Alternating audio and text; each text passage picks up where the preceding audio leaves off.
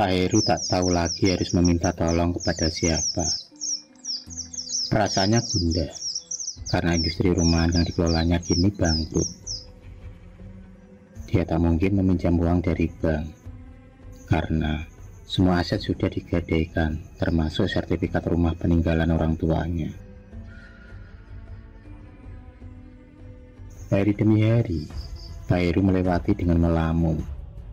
Dia tak menyangka usaha pembuatan tahu yang diwariskan ayahnya bentuknya kini hanya tinggal kenangan. Terkadang dia merasa sedih karena tak bisa menjaga amanah orang tuanya untuk meneruskan usahanya. Kesedihan dan gemuruh keuangan semakin parah ketika pihak bank menyita rumahnya karena tak bisa membayar utang-utangnya. Dengan terpaksa, Pak Heru beserta istrinya mengontrak di rumah yang ukurannya lebih kecil. Pak Heru juga beralih profesi menjadi tukang bangunan. Sedangkan buat istrinya membantu keuangan keluarga dengan menjadi pencuci piring di sebuah rumah makan. Mereka benar-benar sangat terpuruk. Ditambah lagi setiap hari ada saja orang yang datang menagih hutang.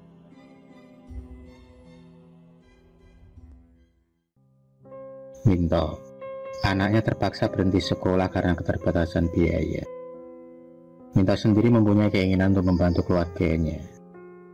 Di usianya yang menginjak 18 tahun, dia ingin menyusul Pak D-nya merantau ke Kalimantan sebagai penambang emas. Yang katanya, Pak D-nya di sana menjadi orang yang berhasil dan sukses. Pak Heru dan Bu Wati yang mendengar keinginan anaknya itu merasa sedih dan terharu. Mereka tak tega membiarkan anaknya yang belum cukup umur itu harus bekerja keras. Tapi Minto memohon kepada orang tuanya agar mengizinkannya untuk meringankan beban mereka. Dengan terpaksa, Pak Heru dan Bu Wati merelakan anaknya untuk pergi merantau. Hari demi hari, Pak Heru dan Bu Wati melewati dengan kesepian. Mereka berdua harus menghemat agar bisa menyicil utang-utangnya sedikit demi sedikit. Bahkan, tak jarang mereka harus memakan makanan sisa yang dibawa oleh Bu Wati dari rumah makan tempatnya bekerja.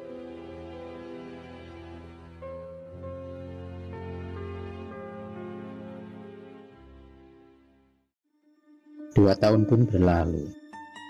Keuangan mereka berangsur-angsur membaik sedikit demi sedikit. Hutang mereka mulai tercicil. Bahkan, Pak Heru bisa membeli sepeda motor meskipun bekas. Dan Bu Wati sendiri bisa membuka warung kecil-kecilan di rumah kontrakannya. Kini pasangan suami itu bisa tersenyum bahagia. Karena ternyata dagangan Bu Wati laris manis, sehingga dia tak perlu bekerja keras lagi sebagai pencuci piring di tempat kerjanya, mengingat umur yang semakin tua. Pada suatu hari, tetangga sekitar mereka setiap hari dirundung ketakutan karena adanya teror tuyul yang mengambil uang mereka. Kejadian ini berlangsung sudah 3 bulan belakangan ini. Pak Heru dan Bu Wati sendiri tak begitu yakin karena selama ini mereka tak pernah kehilangan uang sepeser pun. Bahkan bisa dibilang Pak Heru tak takut sama sekali. Sikap Pak Heru ini membuat warga menaruh curiga karena ada salah satu warga yang melihat 2 pasang tuyul sedang bergelantungan di pohon semara yang ada di depan rumah kontrakannya.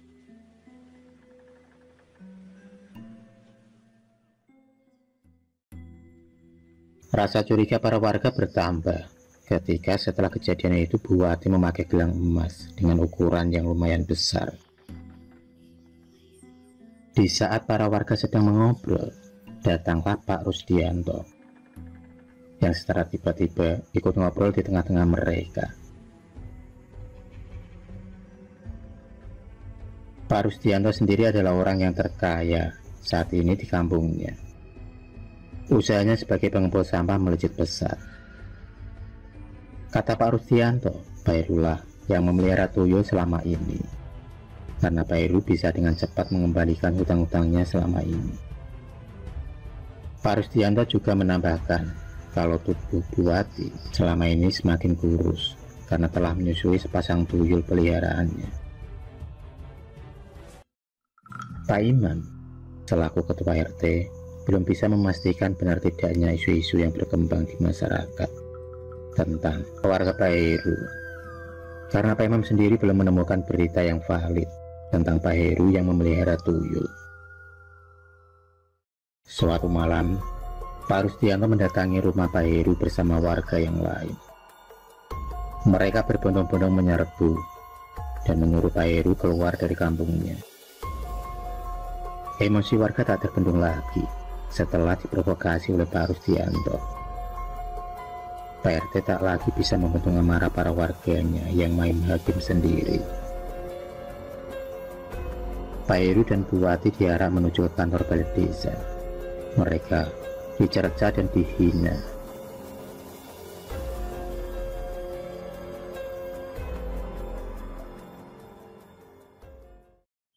Pagi pun tiba. Minto yang sudah bertahun-tahun tak pulang, kini kebetulan dia ingin mengunjungi kedua orang tuanya. Tapi alangkah terkejutnya dia mengetahui keadaan bapak ibunya yang dihakimi oleh para warga tetangganya. Di saat itu juga Pak RT menjelaskan kenapa para warga berbuat senekat itu. Setelah mendengar penjelasan dari Pak RT, Minto pun mengatakan kalau ekonomi Pak Heru membaik lantaran Mintolah yang selama ini mengirim uang untuk orang tuanya. Karena Minto sendiri di Kalimantan sukses besar. Di sela-sela perbincangan mereka, tiba-tiba mereka mendengar suara berita kematian dari musola terdekat, yang tak lain adalah istri Pak Rusdianto. Istrinya dikabarkan meninggal lantaran penyakit diabetes yang diderita selama ini. Jadi tak heran kalau mayat istri Pak Rusdianto kurus kering. Itu berbeda jauh sewaktu masih hidup, yang bertubuh gempal dan berisi.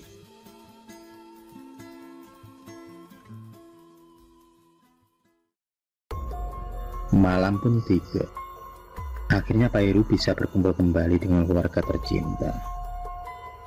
Sekitar jam 1 malam, Pak RT sengaja menaruh kaca dan Yuyu di pojokan kamarnya. Dan tak berselang lama kemudian, Yuyu dan kaca itu seolah-olah ada yang memainkannya. Dan benar saja, Pak RT berhasil menangkap kedua tuyul yang selama ini merasakan para warganya. Kaca dan Yuyu konon katanya adalah dua benda yang paling disukai oleh tuyul. Mereka akan sibuk bermain dan lupa akan tugasnya untuk mengambil uang. Siapa ayahmu? Tanya Pak RT. Sepasang tuyul itu pun terpaksa mengaku kalau Pak Rusdianto lah ayahnya. Tuyul itu juga mengatakan kalau mereka adalah anak cucu yang Bondo yang ada di Klaten.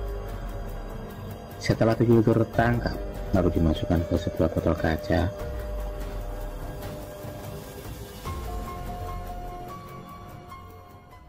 Di sisi lain Pak Rusdianto tampak kebingungan mencari perewangannya. Dalam kebingungannya, datanglah Pak RT ke rumahnya beserta Pak Heru. Dan alangkah terkagetnya dia melihat sepasang tuyulnya ada di dalam botol. Pak RT segera meminta penjelasan perihal pengakuan tuyul tersebut yang mengaku anak dari Pak Rusdianto dan alasan atas tuduhannya terhadap Pak Heru. Dengan terpaksa, Pak Rusdianto pun akhirnya mengakui perbuatannya yang meminta pesugihan tuyul yang ada di Klaten, tepatnya berada di Kecamatan Terujo. Dia menuduh Pak Heru sebagai pemilik tuyul tersebut, tak lain karena tanpa sengaja Pak Heru melihat Pak Rusdianto mendatangi sebuah tempat yang dipercaya sebagai tempat keramat untuk meminta pesugihan tuyul saat Pak Heru mengerjakan sebuah proyek bangunan di sana. Pak Rusdianto takut kalau Pak Heru membongkar rahasianya kepada para warga. Oleh sebab itu, Dia pun mengasuh para tetangga agar mengusir Pak Heru. Namun nasib berkata lain.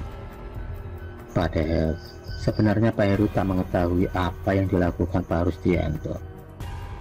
Ternyata dia fokus akan pekerjaannya. Di sisi lain, ada salah satu tetangga yang mendengar perbincangan mereka lewat pintu jendela. Dengan cepat, orang itu pun melaporkan semuanya kepada seluruh warga. Dan tak butuh waktu lama, mereka semua pun berkumpul di rumah Pak Rusdianto dan mengirimnya ke kantor balai desa untuk diproses lebih lanjut. Dan akhirnya, keluarga Pak Heru bisa berkumpul lagi dengan anak dan istrinya. Kebahagiaan pun bertambah karena minta membelikan rumah untuk kedua orang tuanya. Meski kecil, tapi cukup nyaman untuk ditempati.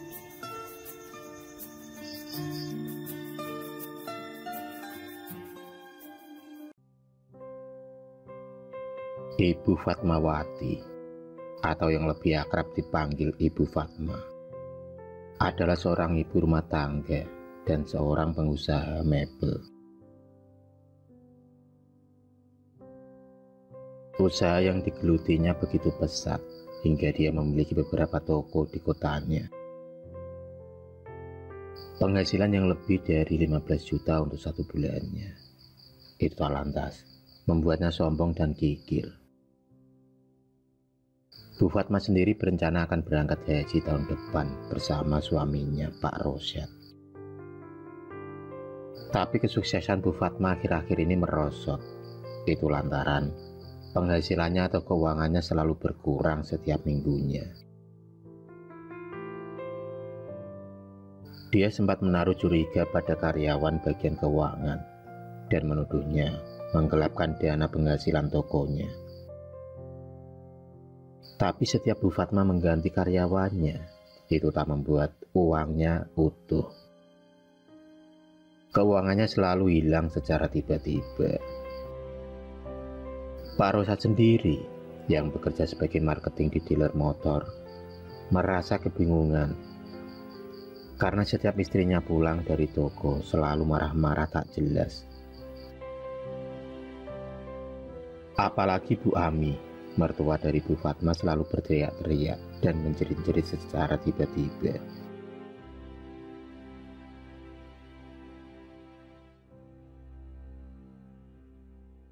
Pada suatu hari, anak Bu Fatma yang masih berusia 7 tahun terlihat tertawa sendiri di taman rumah. Dia tampak asik main bola dan seperti ada teman yang mengajaknya bermain. Akil, Akil. Tiba-tiba suara Bu Fatma memanggilnya sambil berlari. Akil menceritakan pada ibunya kalau baru saja ada temannya yang mengajaknya main bola. Bu Fatma merasa kebingungan karena dia tak melihat satu orang pun di taman. Bu Fatma memilih tak menghiraukan cerita Akil karena dia menganggap kalau anaknya sedang berhalusinasi. Setelah selesai mandi, Akil pun menonton TV ditemani Bu Ami neneknya.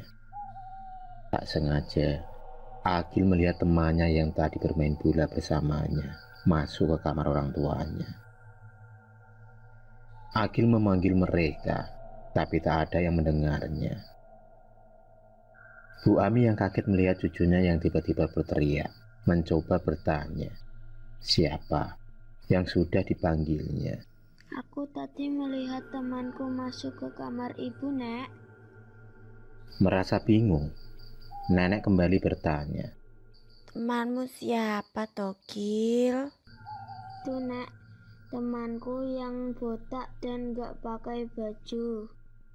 Sambil mengerutkan dahinya, Bu Ami malah tersenyum. Dia berpikir, cucunya itu terlalu banyak nonton kartun Upin Ipin. Makanya dia berhalusinasi melihat anak kecil di rumahnya.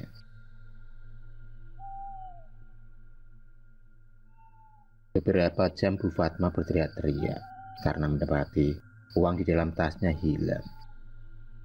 Uang hasil penjualan hari ini tiba-tiba menghilang. Tapi keanehan muncul ketika uang yang hilang hanya separuh dari isi dompet.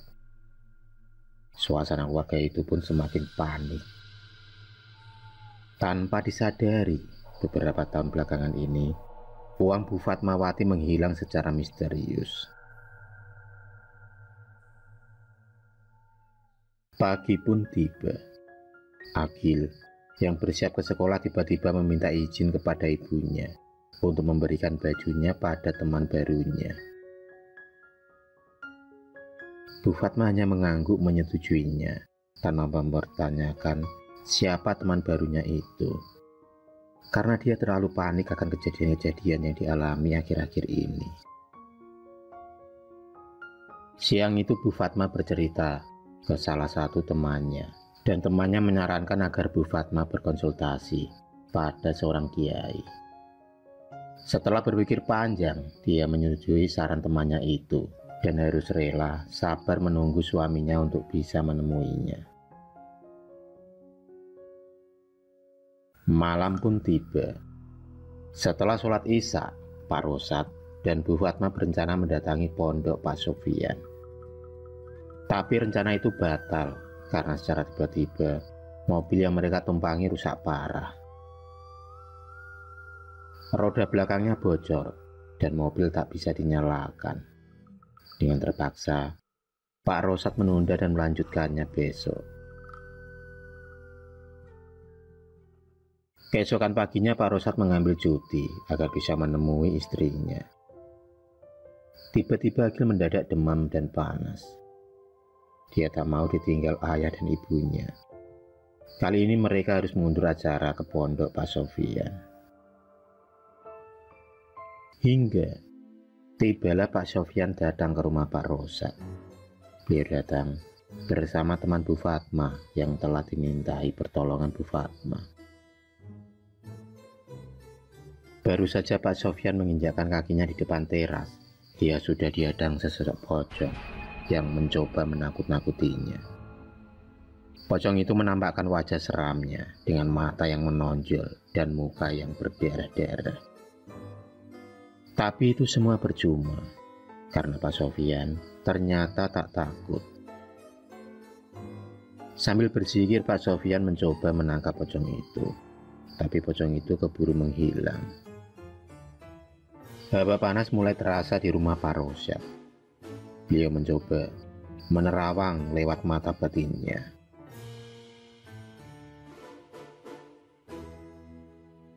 Setelah beberapa menit, Pak Sofyan tersentak kaget karena melihat dua anak kecil atau yang biasa disebut tuyul. Seakan Pak Kiai tahu kalau selama ini Agil kerap bermain dengan tuyul-tuyul itu. Maka dipanggillah Agil untuk memancing tuyul-tuyul itu keluar dari persembunyiannya. Sambil memegang kaca dan beberapa ekor tuyul, Agil berpura-pura main di taman. Dan ternyata tanpa butuh waktu lama, tuyul-tuyul itu pun keluar dan mendekati Agil. Tuyul-tuyul itu tampak terlena akan mainan yang dibawa oleh Agil. Dari situlah Pak Sofyan dengan mudah menangkap tuyul-tuyul tersebut. Sebelum dimasukkan ke dalam botol, Pak Sofyan pun bertanya, siapa tuannya? Awalnya tuyul-tuyul itu tak mau mengaku siapa tuannya. Tapi dengan kekuatan yang dimiliki oleh Pak Sofyan, akhirnya tuyul-tuyul itu pun bilang kalau Bumayang adalah tuannya. Tuyul itu juga mengaku kalau dia dikirim Bumayang untuk menguras harta Bu Fatma secara perlahan-lahan, hingga Bu Fatma mengalami kesengsaraan. Setelah mendengar kesaksian tuyul tersebut, Pak Sofyan pun menyampaikan kepada Bu Fatma kalau yang telah mengirim tuyul itu adalah Bumayang.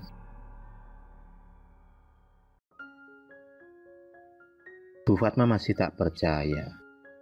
Pikirannya pun melayang mengingat cerita 6 tahun yang lalu. Dulu, Bumayang adalah istri pertama Pak Rosad. Rumah tangga mereka awalnya baik-baik saja. Bahkan digadang-gadang menjadi keluarga paling harmonis. Hingga datanglah Bu Fatmawati, seorang karyawan di perusahaan asuransi. Perkenalan Bu Fatma dan Pak Rosad, kunci awal kehancuran rumah tangga Bu Mayang. Pertemuan yang intens membuat benih-benih cinta di antara mereka. Bahkan yang paling fatal adalah Bu Fatma hamil dari perselingkuhannya dengan Pak Rosad. Hal itu membuat Mayang marah. Kemarahannya semakin menjadi-jadi setelah tahu Pak Rosad membawa pulang Bu Fatma ke rumahnya.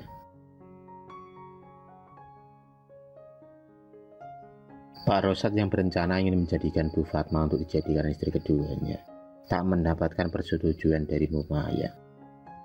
Yang lebih menyakitkan lagi, Bu Ami mertuanya tak membela Bu Mayang. Dia malah lebih membela Bu Fatma dengan alasan sedang mengandung anak dari Pak Rosad. Detik itu juga, Bu Mayang keluar rumah dengan amarah yang meletup. Dia mengancam akan menuntut balas atas perbuatan dari keluarga Pak Rosad. Dengan air mata yang menetes di pipinya, Bu Fatma menyadari kesalahannya di masa lalu. Karena sudah menjadi perusak rumah tangga Bu Mayang dengan Pak Rosad. Dia pun memutuskan akan mengunjungi rumah Bu Mayang esok lusa.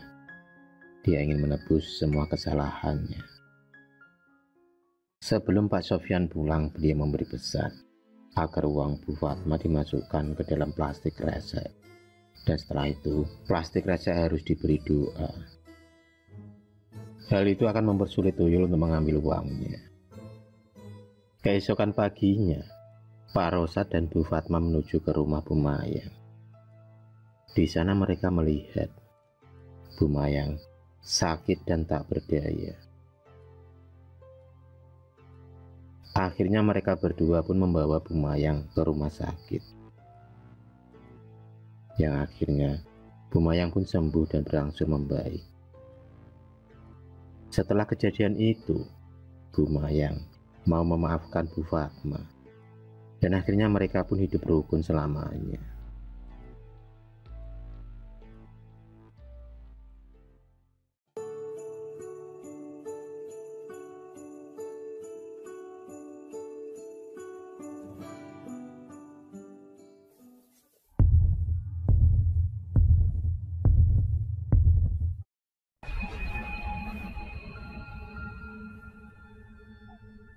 Terima kasih sudah menonton video cerita bergambar ini. Klik subscribe untuk terus mendapatkan video-video cerita bergambar selanjutnya. Semangat berkarya.